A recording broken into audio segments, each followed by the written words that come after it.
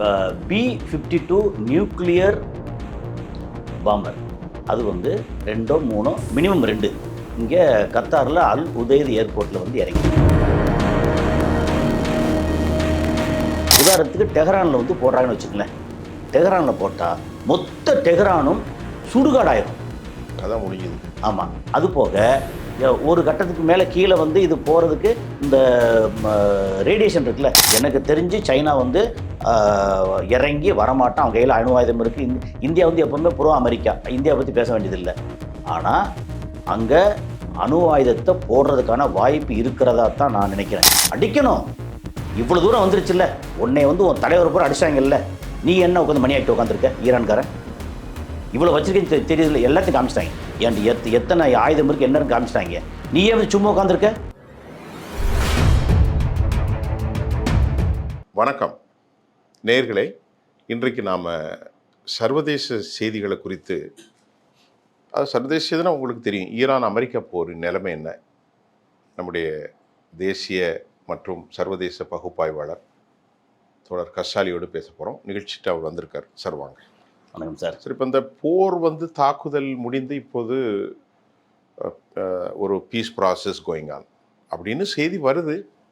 இப்போ உங்கள்கிட்ட பேசிட்டு ஒரு நிமிஷத்துக்கு முன்னாடி உலக போருக்கு நான் தயார்னு அமெரிக்கா சொல்கிறது.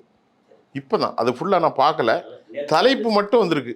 நேற்று இன்னைக்கு அப்படிங்கிறத நம்ம மிக்ஸ் பண்ணி சொன்னோம்னா, ஈரான் மேலே அமெரிக்கா போர் தொடுக்க போகுதான்னு ஒரு கேள்விக்குறி இருக்குல்ல. நமக்கு வந்துட்டு இருக்க தகவல் வந்து கிட்டத்தட்ட ஆமாம் அப்படின்னு ஒரு தகவல் வருது. அதுக்கு முக்கியமான காரணம் என்னென்னா, உங்களுக்கு இது கேள்விப்பட்டிருப்பீங்க, B-52 நியூக்ளியர் பாம்பர். அது வந்து 2 3 மினிமம் 2 இங்கே கத்தாரில் அல் உதைத் ஏர்போர்ட்டில் வந்து இறங்கியிருக்கு. இது நேற்று என்கிட்ட பேசும்போது சொன்னீங்க. நீங்கள் நேற்று ஜெனரலாக கருத்து இதில் சொல்லலை, தனிப்பட்ட முறையில் இந்த மாதிரி வந்திருக்கு. எனக்கு அந்த செய்தி தெரியாது. அதான் வந்திருக்கு. ஏன்னா அது எனக்கு தெரியும், நான் பார்த்தேன். அதாவது B-2 விமானம், B-2 பாம்பர் இல்லை, B-52. B-2 பாம்பர் வந்து பங்கர் பஸ்ட் வேற. இது B-52 வந்து நியூக்ளியர் பாம்பர். நியூக்ளியர் விமானங்கள். அப்படி என்னன்னா, B-2 பாம்பர் வந்து அந்த பேட் இருக்கு இல்லையா, நம்ம இது மாதிரி ரொம்ப பெருசா அகலமா ஒரு மாதிரி அது மாதிரி இருக்கும். ஆமா, ஒரு மாதிரி வௌவால் மாதிரி வௌவால் பேட். அது தமிழ் பேட். வௌவால். நீங்க ஆங்கிலத்தில் சொன்னீங்க, நான் தமிழ்ல சொல்றேன். படாரம் வரல. அந்த இது பேட்மேன் பேட் சொல்லியே பழகி பேட்னோட எனக்கு டக்குன்னு வௌவால்னு வந்து வௌவால். அந்த வௌவால் மாதிரி அப்படி முக்கோணமா அப்படி பயங்கரமா அடிக்கும். அதே தான். அதை மேலேயே வந்து KC-135 மேலே பறந்து போய் அப்பப்போ வந்து அதுக்கு ஃபியூல் கொடுக்கணும், சரக்கு ஊற்றும். ஏன்னா தாங்காது. நேராக அமெரிக்காவிலேருந்து கிளம்பி வரும், வரும்போதே இங்கே ஃபியூல் கொடுக்கும். வந்து இது பங்கர் பஸ்டர் பாம்பு. அதோடைய வெயிட்டுக்கு அதுக்கு ஏகப்பட்ட ஃபியூல் ஆகுமே. அது GPU-53 அதை வந்து போட்டு அது 200-220 அடிக்கு கீழே போய் டம்முன்னு வெடித்து காலி பண்ணும். அப்படிங்கிறது B-2 பாம்பர், அது தனி. ஆனால் B-52 நியூக்ளியர் பாம்பர் இருக்குல்ல, அதில் என்ன ஒரு விசேஷம் வேணும் அப்படின்னா, ஸோ B-52 தான் நியூக்ளியர் பாம்பர். அது வந்து 2 வந்து B-2 பாம்பர் நியூக்ளியர் பாம்பர் இல்லை, அது தனி. அது பங்கர் பஸ்டர் சுமந்து கொண்டு போகிறது. பங்கர் பஸ்டர்ல GBU-57 ஒன்று இருக்கு. 57 அதை B-2 பாம்பர்ஸ்ல கொண்டு போய் அதோடைய வெயிட் வந்து 14 டன். அதை வந்து ஒரே டைம்ல 2 வரைக்கும் கொண்டு போகலாமா? ஆமா, அதை பத்தி எனக்கு தெரியல. 2 கொண்டு போகலாமா? 2னா அப்ப 28,000 கிலோ. அது ஈஸியா கொண்டு வரும் அது வெயிட்டுக்கு. அதனால தான் அங்கேருந்து வரும்போது அதில் ஃபில்லப் பண்ற ஃபியூல் வந்து பத்தாம KC-135 வந்து திரும்ப அங்கே போய் ஃபில்லப் பண்ணிக்கிட்டே இருப்பான். ஆமாம், இது ஒரு செட்டப்பு. இன்னொன்று, இந்த B-52 இருக்கு இல்லையா, அது பார்த்தீங்கன்னா இந்த மாதிரி B-52 நியூக்ளியர்னே சொல்லிடுங்க. B-52 நியூக்ளியர் பாம்பர் இருக்குல்ல, அது வந்து எப்படின்னா நார்மல் ஃப்ளைட் மாதிரி தான்.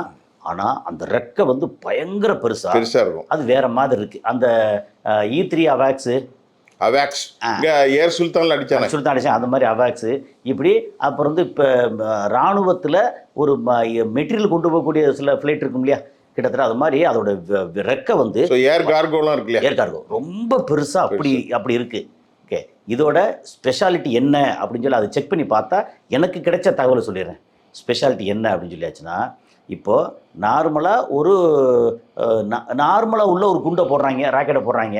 அது சல்லுன்னு போகுது. அப்படி இப்போ பண்ணி விட்டாச்சும் அந்த சல்லுன்னு போய்ட்டு அந்த இடத்த போய் அடையுது. ட்ராஜெக்டரியில் என்ன உண்டோ அது இடத்த போய் அடையுது. அங்கே வெடிக்குது, முடிஞ்சு போச்சு. ஆனால் இப்போ இது வந்து உதாரணத்துக்கு ஒரு 2 கிலோமீட்டர் ஹைட்டில், ஓகே, அல்லது 3 கிலோமீட்டர் ஹைட்டில் இது வந்து B-52 நியூக்ளியர் பாம்பர். இந்த நியூக்ளியர் வந்து போடுதுன்னு வைங்களேன். ஓகே, அப்போது இது வந்து எப்படின்னா ஃபியூஷன் 2 இருக்குது. ஓகே, அந்த ஃபிஷன் இதில் வந்து வரும்போது அந்த இதில் வெடிச்சு செதறும் பார்த்தீங்கல்ல, அப்படி செதறும்போது இந்த ஃப்ளைட்டு வந்து போட்டுட்டு தாண்டி போகிறதுக்குள்ளே ஃப்ளைட்டையும் அடிச்சிடும். உயரம் அவ்வளோ கம்மியாக இருக்குது? இல்லை இல்லை, அது அந்த இதோட வேகம் இந்த நியூக்ளியர் பாம்பு இருக்குல்ல, அதோட வேகம் வந்து ஏன்னா டப்பு டப்பு டப்புன்னு அடிக்கிறனா அப்படின்குள்ள அதோட இது 3 லட்சம் மீட்ரு போகும் இல்லையா, 3 லட்சம் மீட்ரு இல்லை, எல்லா சுற்றி எல்லா இடத்துலையும் அதோட வேகம் அது சொல்லலாம். அப்போ அதோட வீரியம் வேறு. என்னென்னா இந்த வீரியம் இருக்குல்ல, இது சாதாரண இது ஒரு 10-12 கிலோ. அது ஆங்கிலத்தில் கரெக்டாக சொன்னால் எஃபிகசி. இது வந்து எப்படின்னா ஒரு இடத்துல போட்டால், ஓகே, ஒரு 10-12 கிலோ இது இருக்கு இல்லையா, என்ரிச்டு யுரேனியம், அதை வச்சு போட்டால் ஒரு 15 to 20 கிலோமீட்டர் ரேடியஸ், அதாவது 40 கிலோமீட்டர். அடியப்பா. இப்போ நமக்கு வந்து கோயம்பேடில் இங்கே போடுறோன்னு வச்சுங்களேன், இங்கேருந்து செங்கல்பட்டு கொஞ்சம் இல்லை, செங்கல்பட்டுக்கு பக்கம் சிங்கப்பெருமாள் கோயில் வரைக்கும். இப்போ நம்ம சொல்கிறது இங்கே உள்ள நேயர்களுக்கு தெரியும் சிங்கப்பெருமாள் வரைக்கும். அதுக்கப்புறம் இந்த பக்கம் எடுத்தாச்சுன்னா ஸ்ரீபெரும்புதூருக்கு பாதி தூரம் அது வரைக்கும். இந்த பக்கம் எடுத்தாச்சுன்னா நீங்கள் வந்து கடல் பக்கம் வரைக்கும் போயிடும். நம்ம கடல் பக்கம் போயிருங்க, திருவள்ளூர் தாண்டிடும். இந்த பக்கம் திருவள்ளூர் 50 கிலோமீட்டர், அது போகாது. அது மேஜர். இது வந்து எப்படின்னா நம்ம சொல்கிறது இருக்கிற பூண்டு பூச்சி பறவை மிருகம் எல்லாம் பார்க்குறது வந்து 40 கிலோமீட்டர், 20 கிலோமீட்டர் 40 கிலோமீட்டர் எல்லாம் போய். ஆயுதங்களை ஏன் தயார் பண்ணுறாங்க மனுஷன்? இந்த அமெரிக்கா தான் ஆரம்பிச்சது. நாசகார சக்தி. இதில் இன்னொன்று இருக்குது, இதோட அதிர்வு இருக்கும் பார்த்தீங்கல்ல, வைப்ரேஷன். அந்த வைப்ரேஷனில் கட்டடங்கள் இடியும். அடியே பாவியா. எவ்வளோ தூரம் தெரியுமில்ல, இங்கேருந்து திருச்சி வரைக்கும் 300 கிலோமீட்டர் கிட்ட. 300 கிலோமீட்டர், கிட்டத்தட்ட 250. மதுரை 200-250 கிலோமீட்டர் வரைக்கும். அல்லது நீங்கள் வந்து பெரம்பலூர் வரைக்கும் வச்சுக்கங்களேன், அவ்வளோ தூரம். இந்த பக்கமான ஆந்திரா இந்த பக்கம் போயிடும். ஆனால் இந்த எஃபெக்ட் தான் அங்கே போயுமே ஒழிய அந்த ரேடியேஷன் இருக்குல்ல, அது வந்து 15-20 கிலோமீட்டருக்குள்ளதான் ரேடியேஷன். இப்போ இதை வந்து எந்த ஃப்ளைட்டு, எந்த கதை நீங்கள் அந்த ஃப்ளைட் இருக்குல்ல, அதுதான் B-52 நியூக்ளியர் பாம்பர். அதான் இதை வந்து போட்டுட்டு போயிடணும். உதாரணத்துக்கு டெஹரானில் வந்து போடுறாங்கன்னு வச்சுக்கங்களேன், டெஹரானில் போட்டால் மொத்த டெஹரானும் சுடுகாடாயிரும். கதை முடிஞ்சுது. ஆமாம். அது போக ஒரு கட்டத்துக்கு மேலே கீழே வந்து இது போகிறதுக்கு இந்த ரேடியேஷன் இருக்குல்ல, ரேடியேஷன் வந்து எல்லாத்தையும் தொலைக்கும். நீங்கள் மண் கல் எல்லாம் தொலைக்கும், சில உலோகங்களை மட்டும் தொலைக்காது. அந்த மாதிரி ஓகே, இந்த மாதிரி இருக்குது. இப்போ டெஹரானில் போட்டாங்கன்னா மொத்த டெஹரானும் சுடுகாடாயிரும். டெல்லவியில் போட்டால் டெல்லவி முடிஞ்சிடும். டெல்லவி போட்டால் டெல்லவியூ டோட்டலாக முடிஞ்சிடும். அவன் எங்கே டெல்லவியில் போட போகிறான்? அவன் தானே. யார்? அமெரிக்கா. இவன் போடுவான்ல, இவன் கையில் இருக்குல்ல. இவன்ட்டு இருக்கோ? இருக்கு. அதெல்லாம் ஏற்கனவே பண்ணி வச்சுருக்காங்க.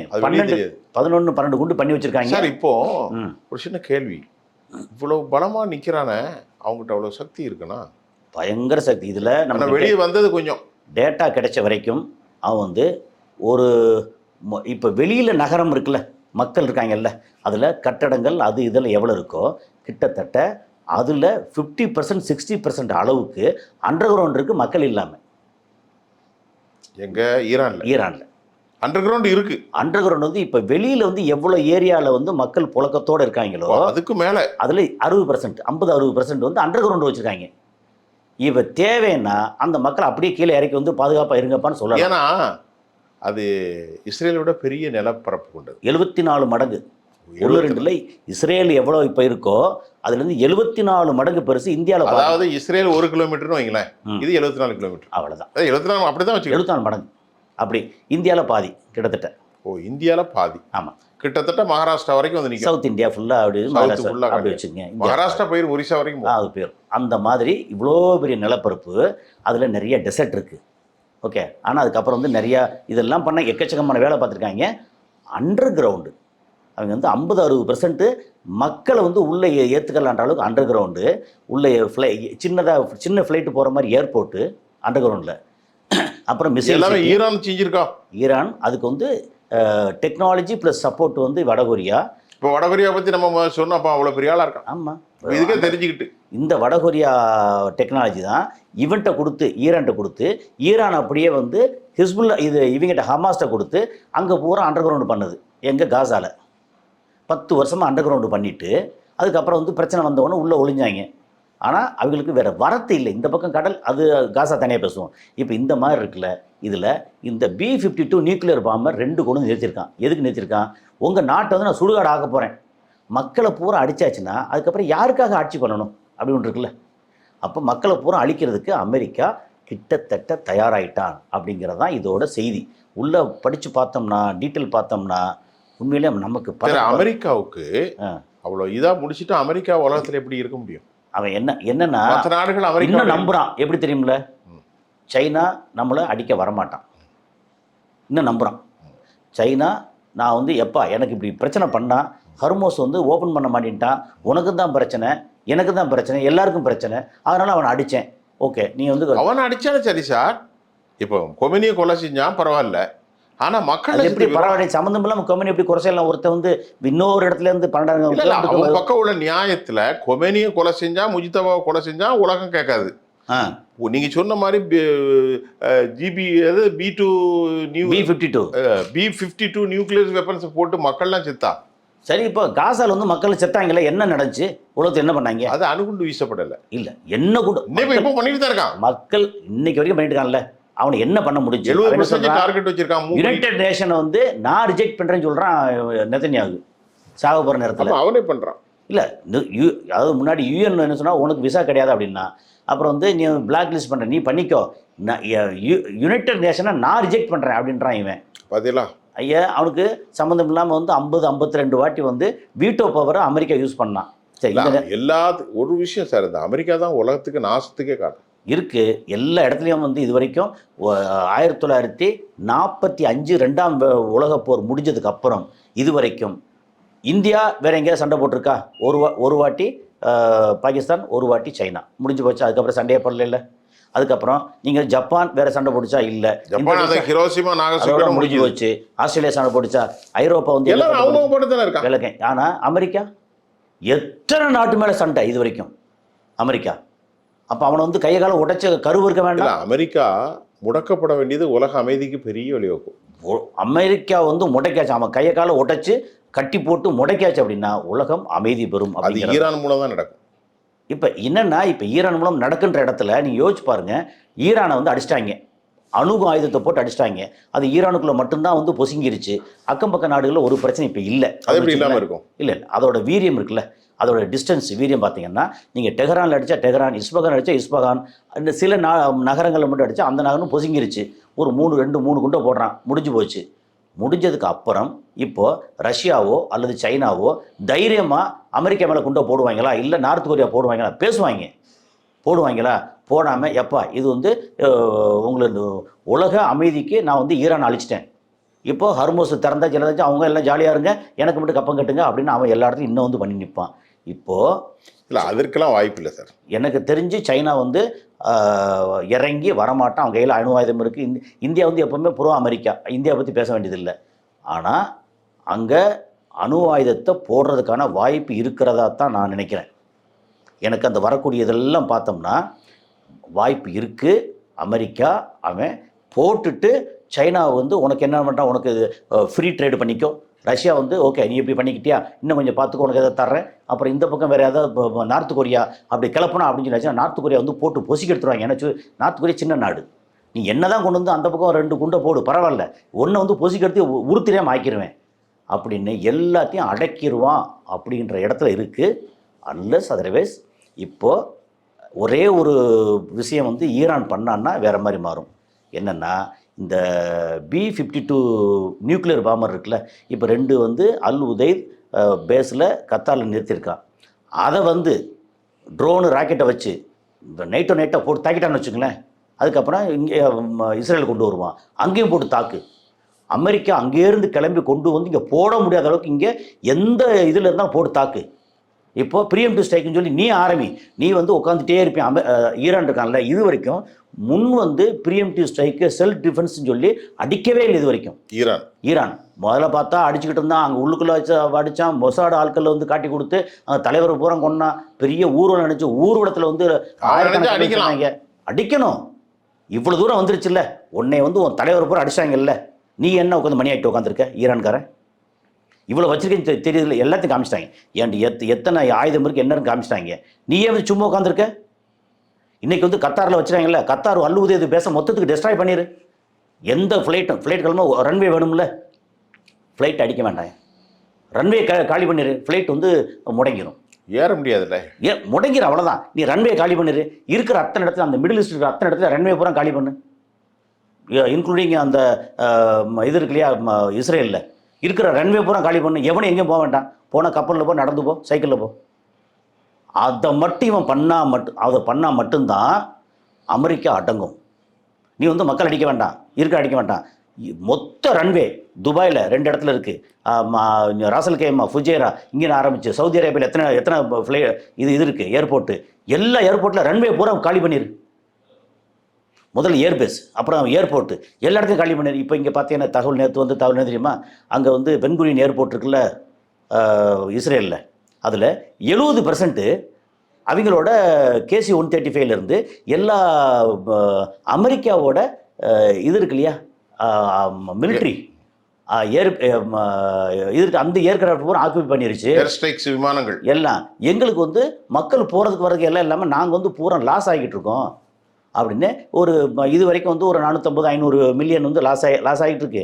இதே மாதிரி இன்னும் கொஞ்சம் போச்சோன்னா பில்லியனில் லாஸ் ஆகும் அப்படின்னு அழுகுறாங்க அங்கே இஸ்ரேல். ஏன்னா எங்கள் இடத்த பூரா அவன் வச்சு உட்காந்துருக்கான். ஏன்னா மற்ற இடத்துல வந்து இதில் ஜோர்டானில் பெருசாக உட்கார முடியல, அங்கே அடிச்சிருக்காங்க அப்படின்னு. இப்போ என்ன சொல்கிறேன், இப்போ உங்கள் கையில் இவ்வளோ ஆயுதம் வச்சிருக்கேன்ல, முதல்ல கொஞ்சம் ட்ரோனுக்குன்னு 30,000-40,000 சொல்கிறேன் இல்லை, கொஞ்சம் ட்ரோனை பூரா வந்து இப்போ இஸ்ரேலுக்கு வந்து ஒரு 2,000-3,000 ட்ரோன் அனுப்பிச்சி விடு. அவன் இருக்கிற ரிட்டாலியேட் பண்ணுவான்ல, இன்டர்செப்ட் பண்ண எல்லாத்தையும் காலி பண்ணுவான்ல, அப்போ நீ அடித்த ரன்வே பூரா நீ அடி. முதல்ல மக்களை ஒன்றும் தொட வேண்டாம், ரன்வே பூரா அடி. அதுக்கப்புறம் வந்து டிமோனா அண்டு அராதில் இருக்கு இல்லையா, அதை வந்து அடித்து மூடு தாய்க்கிற. அதுக்கப்புறம் அங்கேருந்து இந்த நியூக்ளியர் ஸ்டேஷன் இருக்குது, அந்த நியூக்ளியர் இருக்கு இல்லையா, அதை பூரா அடித்து க்ளோஸ் பண்ணிடுறாங்க. அதுக்கப்புறம் வந்து அங்கேருந்து ஒரு மிசைல் எந்திரிக்கவே முடியாது அப்படிங்கிறத கொண்டு வா. உன் கையில் இருக்குல்ல, நீ சுற்றியே இப்படி வச்சுக்கிட்டு இருப்பேன், நீ பார்த்துக்க. உடனே வந்து நொட்டுன்னு அடித்ததுக்கப்புறம் வந்து ஐயோ என்ன அடிச்சா நான் திருப்பி அடிக்க போகிறேன்னு எப்படி அடிக்க முடியும்? இன்னைக்கு ஈரான் பண்ணுறது தவறு. கையில் இவ்வளோ வச்சிருக்கல, ஒன்று அடிக்கிறதுக்காக கொண்டு வந்துட்டான்ல, பக்கத்தில் நேற்று கொண்டு வந்திருக்கான். அடித்ததுக்கப்புறம் என்ன செய்ய போகிற நீ? அண்டர் கிரவுண்டில் உட்காந்து என்ன செய்ய போகிற நீ? ஒன்றும் பண்ண முடியாது. ஸோ ஈரான் வந்து இதை ப்ரீஎம்டிவ் ஸ்ட்ரைக்குன்னு இஸ்ரேல் அடிக்க போகிறேன்னு சொல்லியிருந்தாங்க. இது ஒரு வாரத்துக்கு முன்னாடியிலேருந்து தகவல் வருது. அதுக்கு பதிலாக ப்ரீஎம்டிவ் ஸ்ட்ரைக்கு அங்கே இருக்கிற அத்தனை ஏர்போர்ட் ரன்வே பூரா அடி. ஏன்னா இதுக்குன்னு சொல்லி ரன்வே வந்து மினிமம் ஸ்ட்ரென்த்தோட ரன்வே வேணும்.